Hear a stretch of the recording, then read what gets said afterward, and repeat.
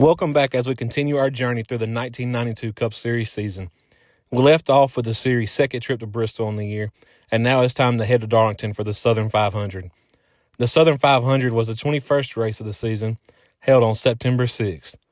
The weekend would get started with Sterling Marling winning the pole with a lap time of 30.3 seconds. Our championship underdog story, Alan Quickie, would have a solid race, finishing 8th after starting 9th. He would fail to lead a lap, though, and Bill Elliott would come home with a strong third-place finish after starting the day 4th and would lead 4 laps. Harry Gant would lead the most laps with 91, but would fall back for a disappointing 16th-place finish. Davey Allison would then take control of the race, leading 72 laps and seemed to be the car to beat. But weather would move in, and one of the crew members on the 28 crew would misread the radar, so the crew pitted for 4 tires and fuel, and would have to settle for a disappointing 5th-place finish.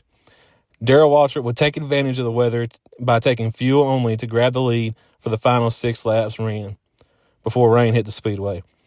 DW was declared the winner after completing 298 of the 367 laps.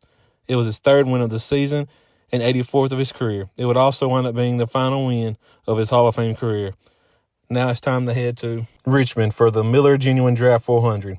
Ernie Irvan would win the pole with a time of 22.3 seconds. It would be a bit of a rough day for the 3 championship favorites, with Elliott finishing 14th, Allen 15th, and Davey coming home 19th. None of the 3 drivers led a single lap. Rusty Wallace would dominate the race, leading 231 of the 400 laps on his way to victory. It would be his only win during the 1992 season. After the race, Bill held a 134-point lead over Davey, while Allen was in 3rd, 164 behind Elliott. It's time to leave Richmond behind and head to Dover for the Peak Antifreeze 500. Alan Quickie would start the weekend off by grabbing the pole with a lap time of 24.7 seconds, but that would be the end of his good fortune for the week, wrecking in practice and in the race, resulting in a 34th place finish. Davey would have the opposite type of weekend. After qualifying a disappointing 29th, he would bounce back and finish 4th. Bill Elliott would lead 261 laps, but ultimately Ricky Rudd in the number 5 Tide Chevrolet would take fuel only on the last pit stop of the day to grab his only win of the season, leaving Bill to settle for 2nd.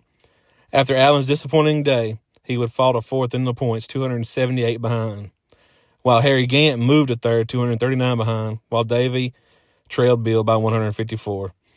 As the series moves on to Martinsville, Allen needs to bounce back to keep his Cinderella story alive. Allen would do just that. After qualifying 10th, he wound up leading 31 laps for the critical 5 bonus points on the way to a 5th-place finish. While his competitors for the championship would struggle, Gant would come home 19th, with Davey coming home 16th. Bill Elliott would have a horrible day and come home 30th after losing his engine. Kyle Petty won the pole for the race with a lap time of 20.4 seconds and would have a strong 4th-place run.